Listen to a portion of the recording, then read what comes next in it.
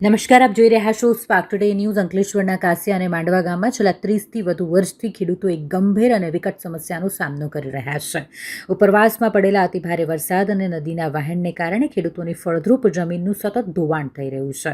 અત્યાર સુધીમાં 1000 એકરથી વધુ જમીન પાણીમાં વહી ગઈ છે અને તાજેતરમાં જ વધુ 50 વીઘા જમીનનું ધોવાણ થતાં 100થી 200 ખેડૂતો રોજીરોટી વગરના બનવાની આરે આવીને ઊભા રહ્યા છે. અધિકારીઓ અને નેતાઓ આવે છે, આશ્વાસન આપે છે અને જતા રહે છે, પણ હવે કાસિયા ગામના ખેડૂતોએ તંત્ર સામે આરપારની લડાઈનું બ્યુગલ ફૂંકી દીધું છે. કાસિયા ગામના સ્થાનિક અંકુરભાઈ વસાવા અને ગામના અન્ય અગ્રણી ખેડૂતો પોતાના અસ્તિત્વની લડાઈ લડી રહ્યા છે. 35 વર્ષથી વધુ સમયથી કાસિયા અને માંડવા ગામના 100થી 200 ખેડૂતોની જમીન નદીના પાણીમાં ધોવાઈ રહી છે. ચોમાસામાં ઉપરવાસમાં પડેલા વરસાદને કારણે તાજેતરમાં જ વધુ 50 વીઘા જમીન નદીના વહેણમાં તણાઈ ગઈ છે. ખેડૂતોનો આક્ષેપ છે કે વર્ષોથી નેતાઓ અને અધિકારીઓ માત્ર સ્થળ તપાસ કરીને આશ્વાસનની રેવડી વહેંચીને જતા રહે છે. હાલના ધારાસભ્ય રમેશ મિસ્ત્રીએ પુણેની સંસ્થાને સર્વેનું કામ સોંપાયું હોવાનું અને મંજૂરી મળ્યા બાદ કામ શરૂ થવાનું આશ્વાસન આપ્યું છે, પરંતુ ખેડૂતોનું કહેવું છે કે હવે આશ્વાસન નહીં પણ કાગળ પર નહીં, જમીન પર કામ શરૂ થવું જોઈએ. પોતાની હકની જમીન અને રોજીરોટી બચાવવા માટે કાસિયા અને માંડવા ગામના ખેડૂતો હવે આરપારના મૂડમાં છે. ખેડૂતોએ કલેક્ટર કચેરી ઘેરવાની અને ધરણા પર બેસવાની કડક ચેતવણી પણ આપી દીધી છે. હું નામે વિનોદભાઈ વસાવા, જૂના કાસિયા, તાલુકા અંકલેશ્વર, જિલ્લા ભરૂચ. હું હાલમાં જૂના કાસિયાથી અમારા ખેતરમાં અમારી વાડીમાં ઊભો છું. હાલમાં જે વરસાદ પડ્યો એમાં 4 જ કલાકમાં અમારા 18 આંબા જતા રહ્યા, કમરક જતા રહ્યા. હવે સરકાર કહે કે એનું વળતર આપીશું. શું વળતર આપશે મને? તે હું કહું કે અમારે આ ખાડી જે વેન તમે જે અસર હતું તે બનાવી આપો. અને ઘડી ઘડી આવે છે અને કહી જાય છે કે આ વર્ષે થઈ જશે, આ વર્ષે દિલાસો આપીને થાય છે, પણ કાલે જ થશે. આ વર્ષે પણ કીધું છું કે આ વર્ષે ચોક્કસ તમારું કામ થઈ જશે. હવે અમે એ જ આશાએ બેઠા હતા કે આ વખતે ચોક્કસ કામ થઈ જશે અને નહીં થાય તેની ગેરંટી શું. વહેલી તકે સરકાર આ કામ કરે. આ લોકો ઉપર સુધી પહોંચતા જ નથી. ગાંધીનગર જાઓ, ગુજરાત મંત્રી પાસે જાઓ, મુખ્યમંત્રી પાસે જાઓ, તેથી કામ કરાવો. કામ કેમ ના કરે બતાવો એમને બધું, બસ એ જ. મારું નામ અંકુરભાઈ વસાવા છે. હું ભરૂચ જિલ્લાના કાસિયા ગામનો રહેવાસી છું.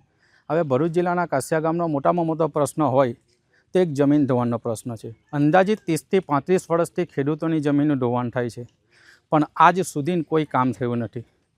પૂર્વ ધારાસભ્ય દુષ્યંતભાઈ પટેલ પણ આવીને જોયા છે, કલેક્ટર સાહેબ ગૌરાંગ મકવાણા સાહેબ પણ આવ્યા છે, તુષાર સુમેરા સાહેબશ્રી પણ આવ્યા છે, અને ધારાસભ્ય હાલના રમેશભાઈ મિસ્ત્રી પણ અમને આવીને જાય છે. આ જગ્યા પર આશ્વાસન આપે છે તમારું કામ થઈ જશે, પણ આજ સુધી હજુ કંઈ કામ થયું નથી. હવે વારંવાર આવું જમીનનું ધોવાણ થાય છે તો અમારે કરવું શું? અમારું સંપૂર્ણ જીવન એકમાત્ર ખેતી છે. અમારી પાસે કોઈ ધંધો રોજગાર છે નથી. અમારે કરવું તો શું કરો? હવે જીવન ટૂંકાવી લેવું એવો દિવસો અમારા પાસે આવી ગયેલા છે. અમને હાલમાં પણ ધારાસભ્ય રમેશભાઈ મિસ્ત્રી આવીને ગયા છે, આશ્વાસન આપ્યું છે કે તમારું કામ થઈ જશે. હવે અમે એ જ કહેવા માંગીએ છીએ કે વહેલી તકે આ ખાતમુહૂર્ત કરવાનું ને કામ ચાલુ કરો ચોમાસા પછી.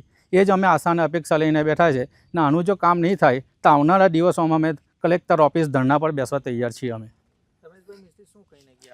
હવે રમેશભાઈ મિસ્ત્રી સાહેબે એવું કીધું છે કે પુણેની સંસ્થાને કામ હોઈપું છે. હવે એ કામ એવું છે કે ત્યાંથી આપણને મંજૂરી મળી જાય તો તમારું આ જે મોટામાં મોટું કામ છે એ થઈ જાય એમ છે, એવું આશ્વાસન આપ્યું. અગાઉના વર્ષની જો વાત કરવામાં અમે 30-35 વર્ષ પહેલાં જે જમીન ધોવાણ 1000 એકર જમીનનું ધોવાણ થઈ ગયું છે. અમને હાલમાં જે વરસાદ પડ્યો ઉપરવાસમાં તો અંદાજિત 50 વીઘા જમીનનું ધોવાણ થઈ ગયું છે. એવા કાંસિયા અને માંડવાના 2 ખેડૂતોની ભેગા થઈને જમીનનું ધોવાણ થઈ ગયું છે. અંદાજિત 100-200 ખેડૂતો છે આમાં. અમારી તો એક જ સરકારને માંગ છે કે વહેલી તકે આનું ખાતમુહૂર્ત કરો અને આનું કામ ચાલુ કરો. જો ના થાય તો અમે કલેક્ટર ઓફિસની બહાર ધરણા પર બેસવા તૈયાર છે. હવે વારધારે જો અમારી જો જમીનનું ધોવાણ થાય તો પછી હવે કરવું શું? અમે ધરણા પર બેસવા તૈયાર છે. બીજો અમારી પાસે કોઈ બીજો ઓપ્શન જ નથી. તો જ આનું નિરાકરણ આવે. બાકી આ કોઈ નિરાકરણ વહેલું આવે એવું લાગતું નથી. પણ હવે આશ્વાસન આપ્યું છે, હવે રાહ જોઈએ છે 2 મહિના ચોમાસાની, પછી હવે શું થાય છે એ સરકારના હાથમાં છે. છેલ્લા થોડા દિવસોથી ગુજરાતના અનેક વિસ્તારોમાં અતિવૃષ્ટિના કારણે ભરૂચ જિલ્લામાં આમ તો સમયસરનો વરસાદ છે, ખેતીલાયક વરસાદ છે, છતાં પણ નદી કિનારાના કેટલાક વિસ્તારોમાં અને ખાસ કરીને અંકલેશ્વર તાલુકાના કાંસિયાથી લઈને માંડવા સુધીના અલગ અલગ ગામોમાં નદીના અનિયમિત વહેણના કારણે, નર્મદા નદી ઉપર 1 કરતાં વધારે બ્રિજીસ બનવાના કારણે છેલ્લા ઘણા વર્ષોથી આ બધા ગામોમાં ખેડૂતોની કિંમતી જમીન, ખેતીલાયક જમીનનું ધોવાણ થયેલું છે. ખાસ કરીને કાંસિયા અને માંડવામાં બહુ મોટા પાયે, મોટી સંખ્યામાં, લગભગ 200થી પણ વધારે ખેડૂતોની અગત્યની, ખૂબ જ જેને કહેવાય સોના જેવી જમીન એ ધોવાણમાં જઈ રહી છે. આખું ગામ એના કારણે ચિંતિત છે. ભૂતકાળમાં કલેક્ટર સાહેબથી લઈને રાજ્ય સરકાર સુધી અનેકવાર આ નદીનો પ્રવાહ જે અમરાવતી નદી ઉપરથી પહેલાં નર્મદામાં જતો હતો એ જ પ્રમાણે નિયમિત કરવા માટે એક ગેબિયન વોલની માંગણી સરકાર પાસે કરવામાં આવી છે. સરકારના સિંચાઈ વિભાગે અંકલેશ્વરના સિંચાઈ વિભાગ સાથે સંકલન કરીને અને સૈદ્ધાંતિક મંજૂરી પણ આપી છે. પૂનામાં ભારત સરકારની એક સંસ્થા છે એની પાસે મંજૂરી અર્થે એને મોકલવામાં આવી છે. ખેડૂતો આજે મોટી સંખ્યામાં ભેગા થયા છે. અમારું અંકલેશ્વરનું આખું એસડીએમ, મામલતદાર સાહેબ, સિંચાઈના અધિકારીઓ, બધા વહીવટી તંત્રના અધિકારીઓ પણ સ્થળ પર આજે રજાનો દિવસ છે છતાં પણ હાજર છે. મોટી સંખ્યામાં ખેડૂતોના ચહેરા ઉપર આપણે બધા લોકો ચિંતા જોઈ શકીએ છીએ. આપણે પ્રયત્ન કરીએ કે ઝડપથી આ પ્રોજેક્ટ મંજૂર થાય અને ગેબિયન વોલ બનવાથી નદીનો પ્રવાહ આ તરફથી જે નદી કિંમતી જમીનનું ધોવાણ થાય છે એને આપણે અટકાવીએ. વર્તમાન સમયમાં છેલ્લા 5-6 દિવસથી મોટા પાયે જે જમીનનું ધોવાણ થયું છે, ખેડૂતોને નુકસાન થયું છે, એના માટે પણ મામલતદારશ્રી અને પ્રાંત સાહેબ સાથે ચર્ચા થઈ છે. એનું સર્વેની કામગીરી હાથ ધરવામાં આવી છે.